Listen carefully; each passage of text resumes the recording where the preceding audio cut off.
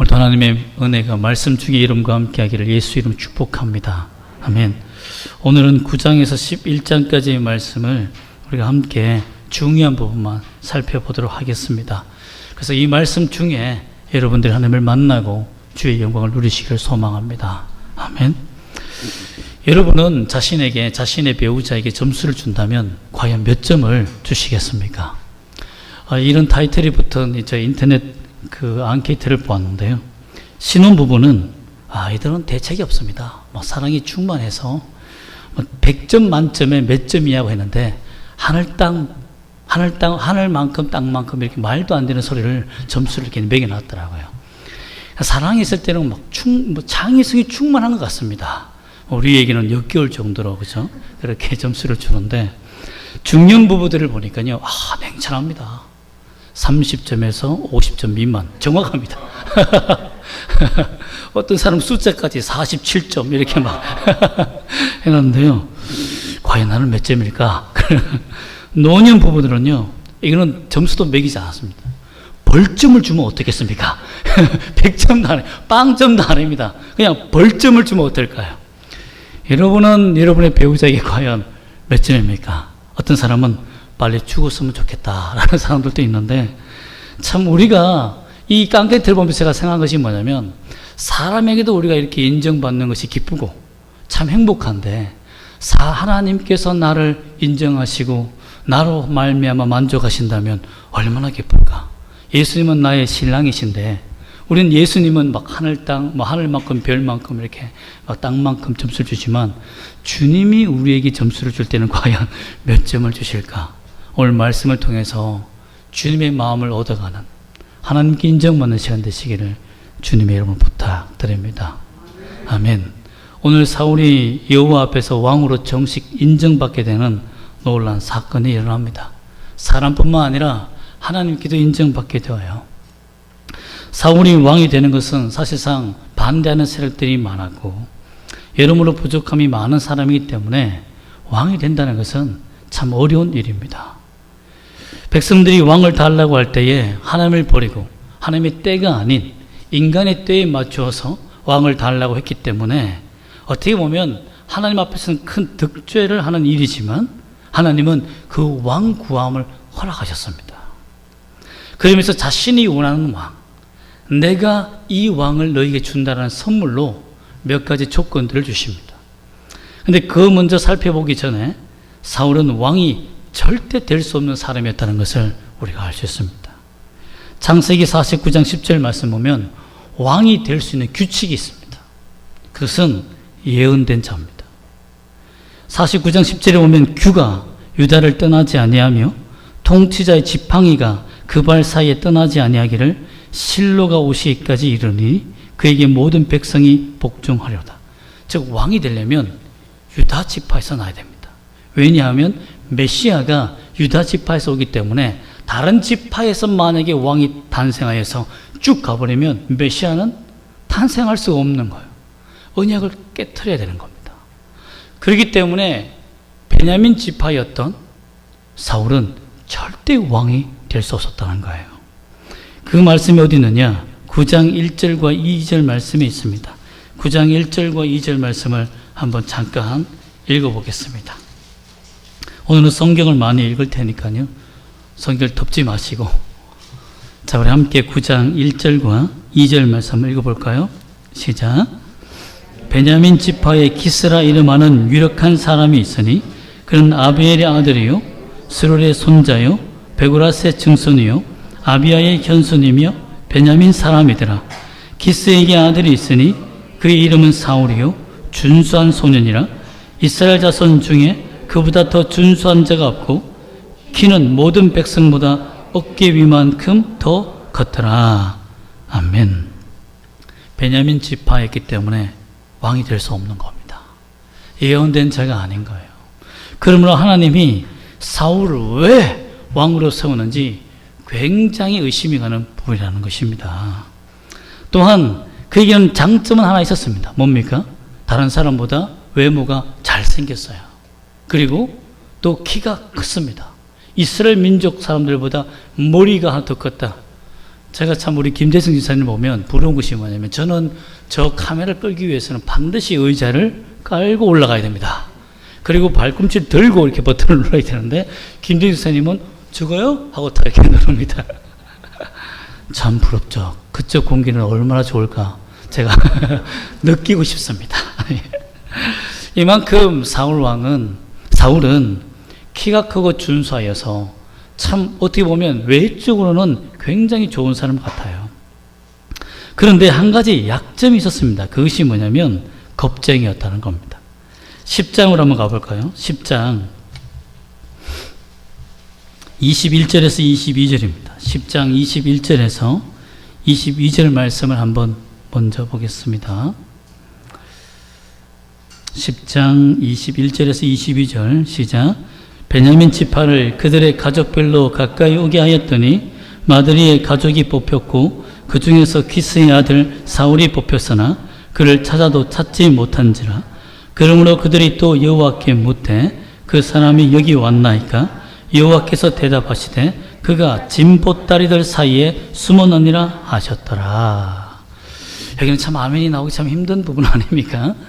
왕으로 뽑혔어요. 그런데 짐 보따리 사이에 숨었다. 그 키가 덩치가 큰 사람이 이 보따리를 머리에 침에 막 숨겨집니까? 근데 거기에 참 숨을 졸이면서 들키지 않으려고 숨어 있는 쉽게 말하면 용사가 아니었다는 거죠. 겁쟁이였다면 키만 멀때같이 컸지. 근데 김재수 사님은 용기도 대단하기 때문에 제가 밀리지만 여러분 사울 왕은 그렇지 않았다는 거예요. 사울 왕은 겁이 참 많은 사람이었다. 그러니 그 당시의 왕은 뭘 해야 됩니까? 전쟁을 해야 됩니다. 목숨을 내걸고 해야 돼요. 고대 전투에서 전쟁 방법은 우리처럼 쫄다고 먼저 쫄병부터 보내는 전쟁이 아닙니다. 왕이 나를 따르라 하라는 거예요. 그래서 왕이 적장을 물리치거나 앞에 있는 적군을 물리치면 그 뒤에서 와 하는 그런 성격이란 말이죠. 그런데 겁이 많으면 어떻게 하겠습니까? 전쟁을 할 수가 없는 거죠. 하나님이 이런 겁 많은 왕을 우리에게 주셨다. 사람을 주셨다. 여러분 반대 세력이 어마어마하지 않겠습니까? 우리가 지금 통치하고 평화의 시대가 아니고 전쟁의 시대에 이런 겁쟁이를 주다니. 절대 왕이 될 수 없는 사람이죠. 근데 어떻게 왕이 될 수 있었을까요? 또한 그를 도울 정치적 군사적 세력도 거의 없습니다. 9장 21절 한번 다시 돌아가서 볼까요? 9장 21절에 보면 사울이 자신에 대해서 말하는 부분이 나옵니다. 한번 9장 21절 말씀을 한번 읽어보겠습니다. 시작. 사울이 대답하여 이르되 나는 이스라엘 지파의 가장 작은 지파 베냐민 사람이 아니니까 또 나의 가족은 베냐민 지파 모든 가족 중에 가장 미약하지 아니하니까 당신이 어찌하여 내게 이같이 말씀하시니까 하니. 여기에서 사울은 자신이 왕이 될 수 있다라는 그 말을 사무엘에게 들었을 때에 사울이 뭐라고 말하냐면 저는 베냐민 지파입니다. 망한 지파라는 거예요. 권력도 없고 세력도 없는 완전히 망한 지파 중에서도 망한 집안이 누구다? 우리 집안. 아버지 기스다. 아버지가 왜 망했는지 모르겠지만 남의 사정이니까 깊이 알 필요는 없지만 하여튼 그렇게 망하여서 왕이 될 수 있는 여건이 전혀 없다는 거죠. 여러분 한 나라의 대통령이 되는 것도 동네의 어떤 군의 군수가 되는 것도요 돈과 정치와 세력이 필요합니다. 하물며 한 나라를 이끌어가고 12지파를 이끌어갈 지파 전체를 이끄는 왕이 되는 일에 아무런 정치적 세력이 없다? 돈도 없다? 그럼 왕이 될 수 있는 상황이 전혀 아닌 거죠. 이 땅에서 그가 왕이 될 수 있는 상황은 불가능한 그 자체였다는 것입니다. 또한 아까 좀 전에 읽어보았던 21절 말씀 보면 당신이 어찌하여 내게 이같이 말씀하시니까 라고 말하는 것을 보면 내가 자기 자신이 항상 패배주의에 빠져 있었다는 것을 나타내고 있습니다. 이같이 말한 이유가 뭐냐? 자존심만 상한다 이거예요. 나는 안 된다 이겁니다. 내 인생은 망했다 이거예요. 내 인생은 여기서 벗어날 수 없는 망한 인생이라는 겁니다. 오히려 강한 지파, 수십만이 되는 그 유다 지파에서 몰라 누가 나오면 모르겠지만 나 같은 사람은 왕이 될 수 없다라는 거죠. 열등감과 낮은 자존감으로 살아가고 있는 사람이었다는 것을 알 수 있습니다. 여러분, 성령으로 살면 약함이 강함이 되지만 성령이 떠나 살면 가장 추악한 존재가 될 수 있음을 암시하고 있습니다. 사울에게 너는 가장 약하고 가장 열등감이 많고 낮은 자존감을 가진 자다. 하나님이 이런 위험한 사울을, 위험한 사람을 왜 뽑았을까? 아무런 능력과 힘도 없으며 겁많은 겁쟁이, 열등감으로 가득 찬 존재를 왜 하나님의 왕으로, 하나님 나라의 왕으로 세웠었냐라는 겁니다. 하나님이 어떻게 사울을 왕으로 세우는지를 먼저 보면 하나님께서 잃어버림의 축복을 주십니다. 하나님이 사울을 부르시기 위해 또 사무엘을 만나기 위해서 9장 3절과 20절 말씀 한번 볼까요? 9장 3절 말씀을 한번 읽어보겠습니다. 잃어버림의 은혜가 있습니다. 한번 읽어보겠습니다. 시작. 사울의 아버지 기스가 암나기들을 잃고 그의 아들 사울이 이르되 너는 일어나 한 사환을 데리고 가서 암나기들 찾으라 하매, 그 다음으로 넘어가서 20절 말씀을 한번 볼까요? 시작. 사흘 전에 이런 내 암나기들을 염려하지 말라. 찾아나니라. 온 이스라엘에 사모하는 자가 누구냐? 너와 내 아버지의 온 집이 아니냐 하는지라. 아버지가 소중하고 가난한 집안에서 암나기들을 잃어버렸다는 것은 큰 재산을 잃어버린 거예요. 우리 과거에 소를 키워서 서로 아이들 학교까지 다 보냈던 부모님들이 그 소를 잃어버렸다고 생각해 보세요. 큰 재앙입니다. 그러니 아들에게 찾아오라고 한 거예요. 그런데 기스에게 아들이 한 명뿐이겠습니까? 여러 명 있는데 왜 사울에게 시켰습니까? 가장 부모의 말을 잘 듣고 잃어버린 암나기들을 끝까지 추격하여 잡을 그런 효심을 가지고 있는 아들이라는 것을 알았기 때문에 그 아버지가 부탁한 거죠. 오늘날 여러분, 우리 아들들에게 만약에 제가 뭐 잃어버렸다고 찾아오란다면 찾아오겠습니까? 제가 화요일 날 그 기름을 넣고 난 다음에 카드를 잃어버려서 오늘 가보니까 그 카드가 있더라고요.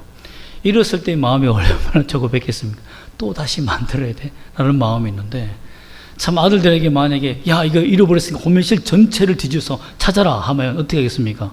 아버지 오늘 밥을 많이 드셨습니까? 못 드셨습니까? 제정신입니까? 라고 했을지도 모릅니다. 그런데 이 아들 사울은 온 동네를 사흘 동안 찾아다녔다는 거예요. 그러면서 찾지 못했을 때 사환이 여기에 선지자가 있다, 선견자가 있다고 해서 사무엘을 만나게 되어 사무엘이 걱정하지 말라. 너의 잃어버린 이 암나기들을 다 찾았다라고 하나님의 은혜를 전파해준 사무엘을 만나게 됐다는 겁니다. 만약에 암나기들을 잃어버리지 않았다면, 큰 재산의 손해가 그 집에 없었다면, 그냥 단순한 양 한 마리 잃었다면 아무 문제가 아니지만 자기 집안에 물질을 지배하고 있는, 경제를 지주하고 있는 기둥을 통째로 잃어버렸기 때문에 어쩔 수 없이 나갈 수밖에 없었다는 거죠. 그 재앙이 하나님을 만날 수 있는 기회가 되었다는 것입니다. 우리 인생 속에서도 이렇지 않습니까?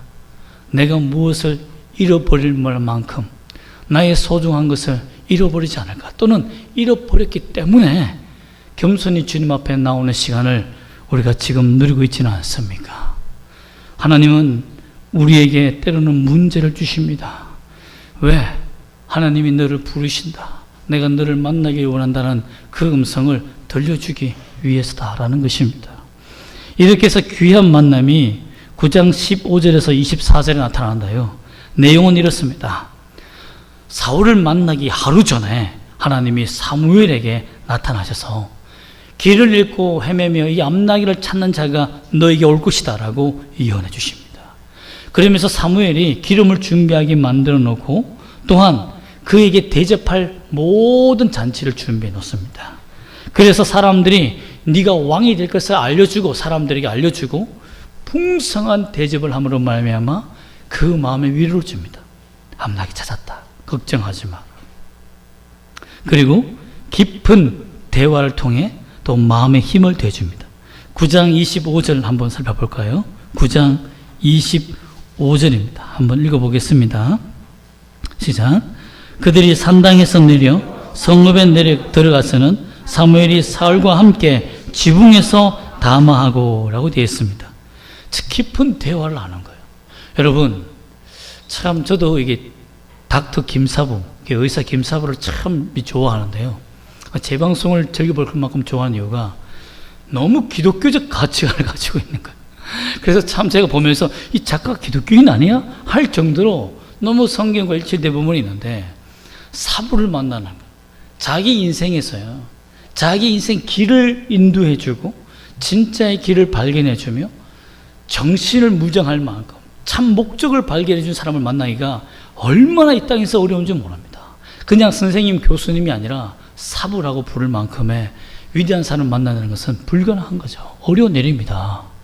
마찬가지로 왕이 되는 사람이 영적 지도자이며 하나님과 교통하고 있는 영적 사부, 사무엘을 만나서 깊은 대화를 한다. 여러분 거기에 고수의 한 생각과 철학과 가치가 나오지 않겠습니까? 하나님을 어떻게 섬겨야 되는지, 너가 어떻게 왕이 될 것이며 어떤 하나님을 만나게 되는지에 대해서 알려주지 않겠습니까? 저희들이 교수님한테 신학을 배울 때도 참 어떤 교수님은 아무리 졸리고 해도 그 말씀 하나하나를 놓치지 않기 위해서 집중하는 교수님이 계세요. 왜? 우리가 보지 못했던, 전혀 생각하지 못했던 하나님의 마음을 보여주기 때문입니다. 하나님의 뜻과 생각을 보는 눈을 주기 때문에요. 거기서 어떻게 정신을 차리지 않을 수가 있겠습니까? 물론 기말고사에도 나오기 때문에 정신을 차려야 됩니다. 그만큼 고수를 만난다는 것, 내 인생의 사부를 만난다는 것은 정말 위대한 일이라는 거죠. 그러므로 말미암아서 사울에게 마음의 준비를 시켜주신 거예요. 그의 연약함을 가장 잘 알기 때문에. 하나님이 사울을 불렀을 때 너는 나를 의지하지 아니하면 가장 추악한 왕이 된다는 것을 알 수 있기 때문에. 그래서 가장 고수의 사부를, 선자를 거기에 붙여주신 겁니다. 그래 깊은 대화를 하며 은혜를 받게 하고 무장시킵니다. 그런데 이 사무엘과 대화가 끝난 10장 9절 말씀을 볼까요? 10장 9절 말씀. 10장 9절 말씀 한번 읽어보겠습니다. 시작. 그가 사무엘을 떠나려고 몸을 돌이킬 때에 하나님이 새 마음을 주셨고 그날 그 징조도 다 응하니라. 아멘. 사무엘과 대화에서 암나기를 찾고 또한 가다가 사람들을 만나고 너가 성령의 은혜를 받는 그 모든 예언을 탁 주고 난 다음에 하나님이 사무엘과 떨어질 때, 나갈 때 그에게 성령을 강력하게 하나님도 부으셨다는 거예요. 그래서 사람이 준 담화, 그 격려뿐만 아니라 전능하신 하나님이 주시는 그 새 마음, 그 마음을 부어주신 거예요. 여러분 참 우리가요 인생을 살아가면서 목사님과 대화하며 담화하며 그러면서 말씀으로 힘을 얻는 것도 중요합니다. 그러나 하나님이 주시는 새 마음은 제가 줄 수 있는 게 아닙니다. 사람의 인생을 바꿔버리는 이 새 마음은 인간 홍 목사가 줄 수 있는 게 아니에요. 여러분들은 저와 함께 말씀을 나누면서 하나님이 어디로 인도하는지를 배우는 겁니다. 그러나 성령을 받고 충만함을 받고 하나님께서 주시는 마음을 받는 것은 여러분이 하나님을 만나야 돼요. 그래야만 인생이 바뀝니다. 저를 아무리 봐도, 사무엘을 아무리 쳐다봐도 하나님의 능력은 죽기로부터 오지 않습니다. 오직 하나님께서 기뻐하셔야만, 인정하셔야만 하나님의 마음을 부어준다는 거예요. 새로운 마음을 부어주신다는 거예요. 오늘날 신앙생활 하기가 얼마나 힘든지 모릅니다. 여러분 정말 전쟁과 같은 신앙생활, 전쟁터와 같습니다. 많은 사람들이 교회가 타락해서 이런 말도 제가 들었습니다. 지하철에서 두 사람이 막 멱살 잡고 막 싸우니까 이 내 자리다, 네 자리다. 내가 먼저 섰다고 하니까 어떤 한 노인이 딱 일어서더니 여기가 교회인 줄 아냐? 왜 싸워? 라고 하더래요. 여러분, 그만큼 세상은 교회를 향하여서 정말 영적으로 단면을 보여주는 거 아닙니까? 얼마나 타락했으면 교회가 싸우는 싸움터로 변해버렸어요. 이런 전쟁터 같은 영적 신앙생활 속에서 우리가 해야 되는 것이 뭡니까? 새 마음을 받아야 합니다. 은혜의 마음을 받아야 돼요. 영적으로 무장하며 하나님의 사람이 되는 이 새 마음은 하나님만이 주실 수 있습니다. 아멘. 이로 인해서 하나님께서 그에게 능력을 주시고 은혜를 주신 다음에 드디어 이제 왕을 뽑는 시간이 옵니다. 우리처럼 뭐 선거를 하는 것이 아니라 제비를 뽑는데요. 10장 20절에서 21절 말씀을 한번 읽어볼까요? 10장 20절에서 21절입니다. 시작. 사무엘이 이에 이스라엘 모든 지파를 가까이 오게 하였더니 베냐민 지파가 뽑혔고 베냐민 지파를 그들의 가족별로 가까이 오게 하였더니 마드리의 가족이 뽑혔고 그 중에서 기스의 아들 사울이 뽑혔으나 그를 찾아도 찾지 못한지라. 여러분, 선거에서 오늘날 만약에 사람들이 선거관리위원단이 봤으면 이것은 부정선거라고 했을 겁니다. 이미 왕을 내정해놓고, 그죠? 그리고 선거에 신이 조작하여서 제비를 뽑았는데 베냐민 지파 기스가 뽑히게 한 거예요. 그리고 그 아들 사울이 뽑히게 한 겁니다. 이것은 하나님께서 모든 통치의 주권을 누가 가지고 있다는 것을 보여줍니까? 우연을 가정한 필연, 하나님의 역사를 하나님이 주관한다는 거예요. 내가 그것을 뽑는 것 같지만, 내가 그 사람을 뽑는 것 같지만 그 모든 선거에 하나님의 역사하심에 통치에는 누가 역사하신다? 하나님이 존재한다는 겁니다. 하나님이 역사한다는 겁니다. 여러분, 그렇기 때문에 사울에게 보여주고자 했던 거예요. 하나님께서 사실상 이런 지파를 뽑는데요, 제비 뽑기를 뽑는다는 것은 말도 안 됩니다. 왜? 예언에 나와 있잖아요. 유다 지파만 불러야 돼요. 유다 지파만 불러서 거기에서 제비를 뽑는 것이 맞습니다. 그런데 모든 지파를 부른다는 것은 사람들이 웅성웅성할 말이죠. 아니, 이 선거 불법 아닙니까? 왜 모든 지파를 다 불러 모읍니까? 그것도 어디예요? 지금 현장의 미스바입니다. 미스바. 하나님의 역사와 은혜와 기도로 하나님을 만났던 그 장소에 모든 지파를 다 불러놓고는 소요가 일어날 수 있는 일을 한 거예요. 그런데 거기에서 제비를 뽑았더니 사무엘에게 예언해준, 하나님이 사울에게 예언해준 그 언약이 그대로 제비 뽑기에서 드러나는 일이 생겼다는 거예요. 이름으로 말미암아서 사람들이 불평하는 세력들이 있지만 사울은 깨닫습니다. 내가 하나님이 선택한 사람이구나. 내가 하나님이 부르신 사람이구나. 나는 아무것도 없고 아무런 정치적 세력도 없고 망한 인생이며 열등감으로 가득 찬 인생인데 하나님이 나를 부르셨구나. 즉 사울에게 뭘 주려고 한 것입니까? 하나님만 붙들라는 거예요. 너는 나 없이는 안 된다는 겁니다. 여러분, 우리가 인생을 살면서 가장 중요한 원칙이 뭡니까? 하나님이 나를 부르셨다는 거예요. 나를 구원하셨다는 겁니다. 그리고 내가 하나님 없이는 나는 살 수 없다는 것을 믿어야 한다는 것입니다. 이 결과로 인해서 10장 27절과 10장 11장 1장 4절 있는 말씀을 제가 요약하면 이렇습니다. 불량변들이 일어나요. 이 투표 무효야. 아니, 저렇게 급장이고 진보다리 뒤에 숨어있는 자를 어떻게 왕으로 삼을 수 있어? 전쟁이 왕이 필요합니다 라고 하며 그친 사람들이 막 항의를 합니다. 그때 하나님이 11장 1절에서 4절에 보면 한 사건을 일으킵니다. 암몬 사람이 가만히 있다가 정말 이성을 잃어버리고 이스라엘을 쳐들어옵니다. 그리고 길앗 야베스를 공격하여서 그 사람들에게 막 협박하며 죽이려고 하니까 길앗 야베스 사람들이 우리에게 언약을 해서 우리 살려달라고 하는데 그들이 말합니다. 눈을 빼라. 여러분, 눈 빼면 다 죽는 거죠. 줄 게 따로 있지 어떻게 눈을 줍니까? 그래서 울고 있을 때에 사울이 이 말을 듣게 됩니다. 그때 하나님이 이 불량배들과 반대하는 세력을 한 번에 해결할 수 있는 방법을 주시는데요. 그것이 11장 6절에서 8절입니다. 한번 읽어보겠습니다. 11장 6절에서 8절까지의 말씀을 읽겠습니다. 시작.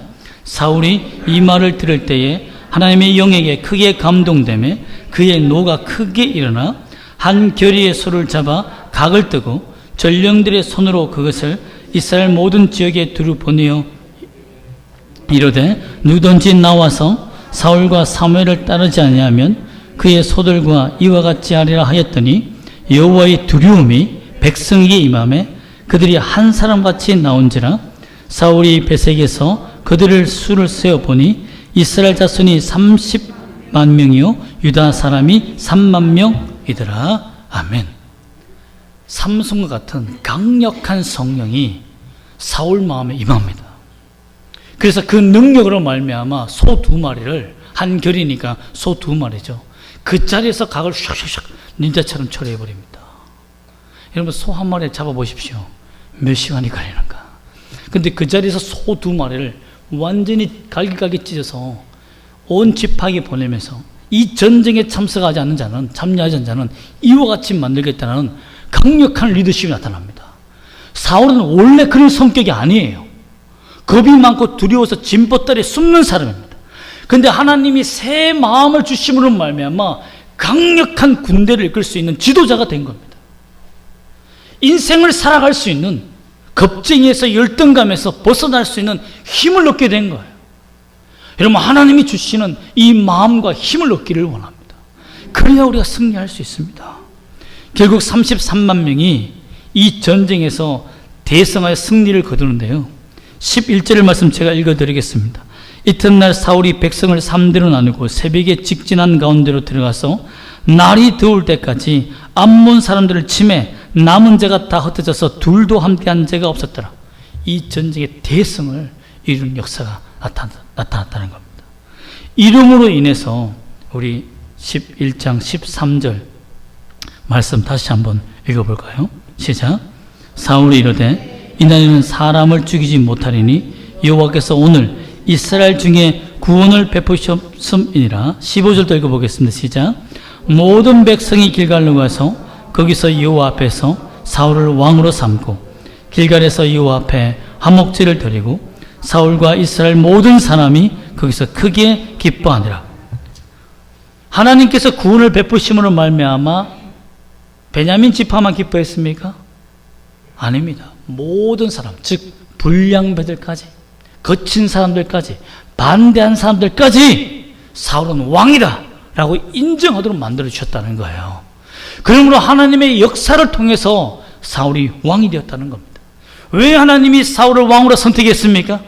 가장 연약하니까, 가장 부족한 사람이니까, 하나님을 의지해야만 살 수 있는 사람이니까 하나님이 사울을 뽑으신 거예요. 가장 부족한 것을 준 것이 아니라 하나님을 의지할 때 그가 성령의 능력을 받아서 강력한 지도자가 될 수 있다는 것을 하나님이 보여주시기 위해서, 그리고 그것을 어기는 순간 너는 너의 본 추악한 모습으로 돌아갈 수밖에 없는 죄인이라는 것을 깨닫게 하시기 위해서 하나님이 주신 것이다라는 것입니다. 그러면 여러분, 우리가 하나님 앞에 겸손히 살아가기를 원합니다. 내 힘이 아니라, 내 능력이 아니라 하나님 안에서 나는 할 수 있다는 것을 발견하시기를 소망합니다. 여러분, 제가 서로 성도와 묵상하다가 말씀을 나누다가 참 놀라운 하나의 예화를 하나 들었는데요. 골프에서 프로와 고수와 아마추어의 차이가 있다고 합니다. 프로는 공을 딱 칠 때 그 자리에 떨어지는 것을 확신하고 친답니다. 그런데 아마추어는 저 방향으로 공이 날아간다 생각하고 친다고 합니다. 그러면 일반 사람들은 어떻게 치는 걸까요? 물에만 빠지지 말자라고 치는데, 우리의 뇌는 부정적인 단어를 잘 인식하지 못하기 때문에 물만 집중한대. 물에는 빠지지 말자, 물이다 하는데 쳤는데 물에 빠진다는 거예요. 여러분, 우리의 생각이 얼마나 중요한지, 우리가 하나님 앞에 나아가는 것이 얼마나 중요한지 보여주는 중요한 예화가 아닙니까? 여러분 그렇습니다. 내가 하나님 안에서 연약하지만 내 하나님이 전지전능하시기 때문에 내가 할 수 있다는 그 마음은 믿음이 맞습니다. 내가 모든 걸 할 수 있어. 내 능력이 많으니까. 이건 교만입니다. 가장 약한 것을 발견하고 주님을 의지할 수 있는 무릎을 가지는 것이 우리가 살 수 있는 길입니다. 여러분, 주님도 나사로가 죽었을 때 수많은 사람이 슬퍼하고 절망하며 이 죽음의 문제를 해결할 수 없다라고 절망하고 있을 때 주님은 그 절망의 깊이를 더해 주셨습니다. 찾아가지 않았어요. 친구가 죽었는데도 나흘이 지났어요. 시체가 되어서 동굴에서 썩은 냄새가 났을 때 찾아갑니다. 그리고 하시는 말씀이 뭐냐면 하늘 우러러 보시고 이르시되 아버지 내 말을 들으신 것을 감사하나이다. 항상 내 말을 들으실 줄을 내가 알았나이다 하며 주님께서 이들에게 믿음을 주시기 위한 일이라고 생각하며 그때 돌무덤을 옮기고 감사기도 위에 나사로야 나오라고 하십니다. 그래서 수많은 사람들이 거기에서 참된 믿음을 얻게 된 거예요. 죽음도 넘어가시는 분이, 이기신 분이 예수님이구나, 전능하신 하나님인 것을 알게 되는 겁니다. 여러분, 우리가 왜 연약함 가운데 하나님을 만나게 될까요? 불가능한 가운데 문제를 만나서 정말 헉헉거리며 절망 가운데 울며 우울과 공황과 좌절과 절망과 실패로 살아갈 때 왜 주님 앞에 나와 엎드리게 할까요? 전능하신 하나님을 그때 만나서 내 입술에서 하나님 분입니다, 당신은 정말 전능하신 분입니다, 나를 정말 사랑하시는 분이라는 것을 내 입술로 확신을 가지고 고백하게 만들기 위해서입니다. 이런 고백을 통해 하나님께 인정받는 여러분이 되시기를 주 예수 이름으로 축복합니다. 아멘. 기도하겠습니다.